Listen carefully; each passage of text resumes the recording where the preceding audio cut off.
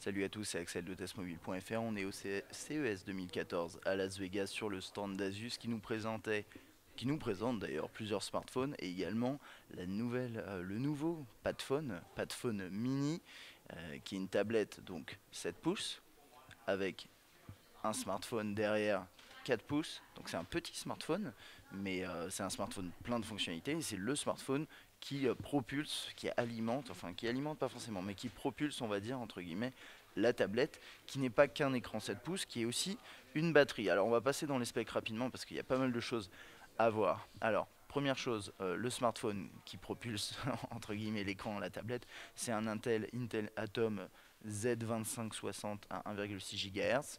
On a Android 4.3 à l'intérieur avec une update 4.4 qui est prévue, une surcouche qui s'appelle Asus Zen UI comme User Interface. On a 8 Go de mémoire interne avec un support micro SD qui permet d'augmenter, d'étendre la mémoire. On a 1 Go de RAM. On a donc un smartphone en 4 pouces, je vais vous le montrer juste après, c'est en TFT, 800 par 480. Au niveau de la tablette, c'est un 7 pouces TFT également, 1280 par 800. La caméra à l'arrière, c'est du 8 mégapixels. À l'avant, 2 mégapixels. Alors le 2 mégapixels, du coup, c'est sur le smartphone uniquement, hein, si je me trompe pas. C'est sur les deux? C'est Sonia qui me dit ça. Pardon. Ouais, là je l'ai ici et je la vois pas par contre sur la tablette. Bon, enfin bon, voilà, c'est 2 mégapixels à l'avant. Alors ce qui est intéressant, c'est que niveau batterie, sur le téléphone, on a 1170 mAh. Et sur la station, sur la tablette, on a 2100 mAh. Donc ça vous permet de recharger en permanence votre smartphone pour avoir vraiment une autonomie beaucoup plus longue. Donc ça c'est très sympa. C'est une tablette, enfin c'est un ensemble qui sera disponible en avril pour à peu près 300 euros en plusieurs couleurs, donc jaune, rouge, turquoise, blanc et noir. Donc là j'ai la version jaune, mais à côté je vois la rouge, la turquoise, etc. Donc c'est vraiment très sympa. On va passer sur le design de la bête et ensuite je vais vous montrer bien sûr je vais vous montrer le design des deux appareils, même si ça en fait au final qu'un. Et après on va passer dans l'interface. Donc là, on a la tablette avec pas grand chose à l'avant, hein, la sortie audio juste ici. Là, c'est la touche on-off, verrouiller, déverrouiller, la touche de volume. En bas, le micro, le haut-parleur, rien ici. Sur le haut, en fait, ça va être le smartphone, donc on va l'enlever. Toc, le smartphone, c'est quelque chose de très simple. Si vous ne connaissez pas le système, vous l'enlevez et il se glisse très simplement. Et là, ça tient. Vous pouvez l'agiter. Bon, je vais pas le faire, mais ça tient très bien. Donc voilà, et ici ça m'a l'air très costaud. Il y a un truc à savoir, hein, ça me semble logique, mais le Zenfone 4 pouces, il rentre pas là-dedans. Enfin, c'est pas qu'il rentre pas, il doit rentrer, mais c'est pas compatible parce qu'on n'a pas les connecteurs. Ensuite, on a le petit smartphone qui est tout mignon, bien sûr dans le même coloris, avec la caméra frontale juste ici, les touches classiques retour, accueil et multitâche. Cette petite zone ici qui est très jolie avec un petit chanfrein, tout est très bien intégré, j'aime beaucoup. Sur le dessus, on a le jack 3.5 mm. Là-haut, le bouton on-off, verrouiller, déverrouiller et le bouton de volume. Micro USB. Là, c'est le petit connecteur, hein, pour entrer dans la station. Et l'appareil photo, pas de flash ici, haut-parleur. Ok. Le concept de base, je vais vous le présenter en 2 mots. C'est vous êtes en train de faire un truc sur votre smartphone. Donc, par exemple, là, je suis en train de regarder mes mails. Je le mets dans la tablette. Il y a un petit temps de chargement, ça dure une petite seconde. Et bam, je retrouve le mail qui était là. Et inversement, bien entendu, ça fonctionne pour les emails, ça fonctionne pour le calendrier, pour le web, pour n'importe quelle fonctionnalité, pour les vidéos également. Et visiblement, il est décidé qu'il faudrait faire une mise à jour. C'est pas grave, je pense que ça va continuer à marcher. Oui, absolument. Donc ça, c'est bien. On a quoi? Donc sur la tablette, finalement, on a du Android 4.3 et 4.4 bientôt, avec une interface optimisée pour les tablettes bien entendu, et sur le smartphone optimisé pour le smartphone.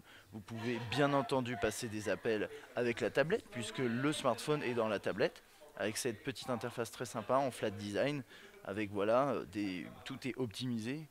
Pour le grand écran, on a en bas un petit bouton supplémentaire par rapport à ce qu'on a l'habitude de trouver, qui permet d'avoir des petites applications flottantes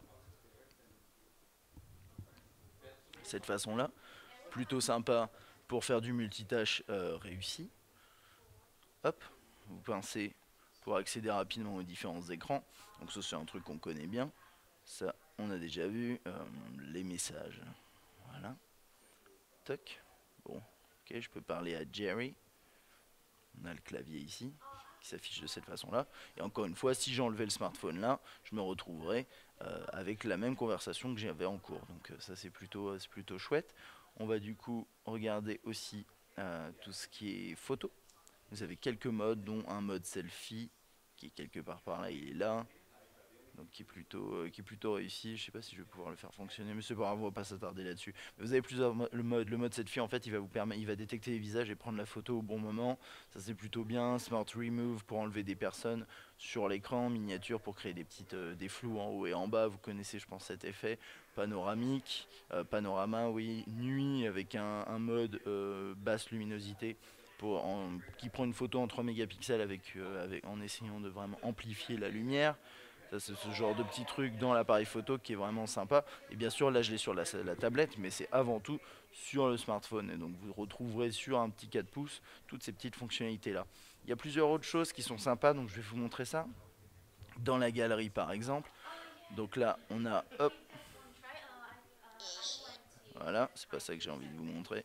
Je vais revenir en arrière. Donc dans la galerie, ici, on a un petit menu sur le côté avec toutes les photos. Je vais vous repasser là-dedans. Et aussi ça s'appelle Events, donc événements. Et ça regroupe vos photos et vos vidéos par événement. Là, si je vais dans toutes les photos, je peux zoomer, dézoomer. Vous voyez, pour afficher plus ou moins 2 photos. Donc ça, c'est plutôt chouette. Et si par exemple, je suis en train de consulter un email, ça va être par où? Email, ça va être là.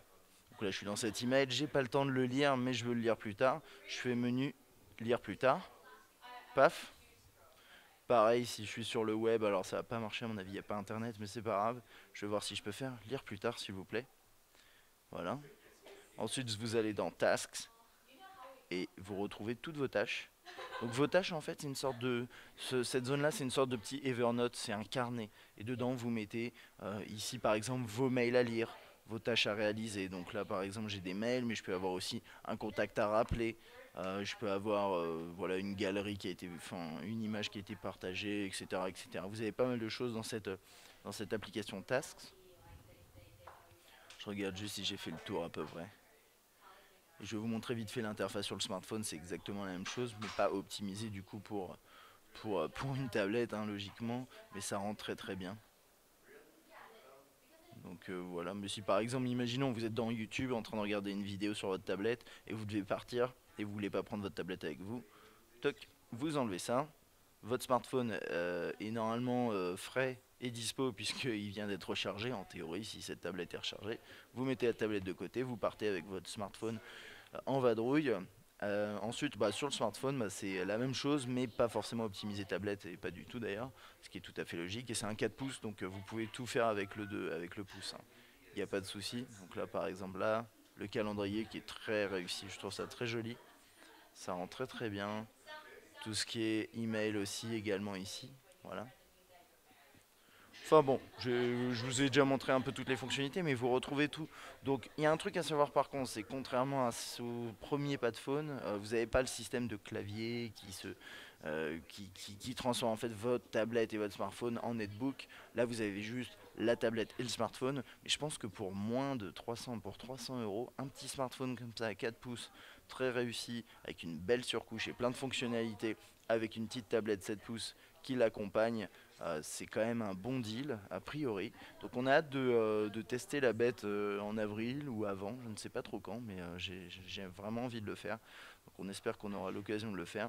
N'hésitez pas à laisser un petit commentaire si vous avez des questions sur ce produit. Et moi je vous dis à la prochaine.